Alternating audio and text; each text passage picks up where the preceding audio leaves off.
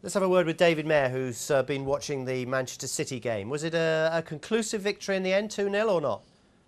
Look, they didn't play great, but they got the points, like, and that's what champions are made of. Going to the likes of Wigan and getting points. A couple of years ago, United went and lost the game there. They imposed themselves on Wigan from early on in the first half, but as I said to you earlier, final ball into the box wasn't doing it. In the second half, Wigan sat a little bit deeper. 2 shots from outside the box undid them. Al-Habsi possibly on the first one should have saved it, and then there was a chance clearly before City got a goal. Kone had a header that he just put wide, and if they go 1-0 down City, it might be an interesting time. But overall tonight, I thought they deserved the game.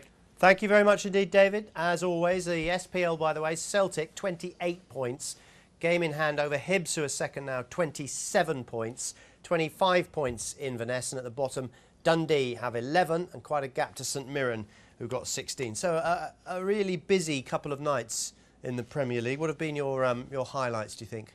Highlights, I think definitely Newcastle getting beat again. I think they're on the slippery slope and they need to get their boys back. But I think the inability of most teams to cash in like Man United and Man City done. 2 horse race already, and I think they'll pull clear. You don't think Chelsea can win the title? No, never have done. I mean, I wanted to lay them at 2-1, and now they'll be like 8s. And do you think Rafa's the right man? No. I'm not positive about anything to do with Chelsea apart from one matter. Really?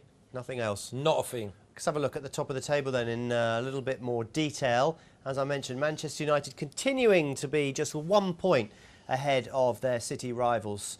As you can see, it's Chelsea in third spot. West Brom swapping places with them after that big defeat tonight. Tottenham, Everton, Arsenal, Swansea, Stoke and West Ham still in the top half of the table.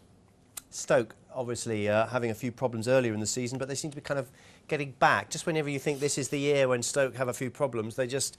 Well, they are what they are. They win their home games. They're difficult to get beat. I can't remember last time they actually got beat. I think it might have been Sunderland at April this year. But they don't win enough away from home, so they're only ever going to be mid-table.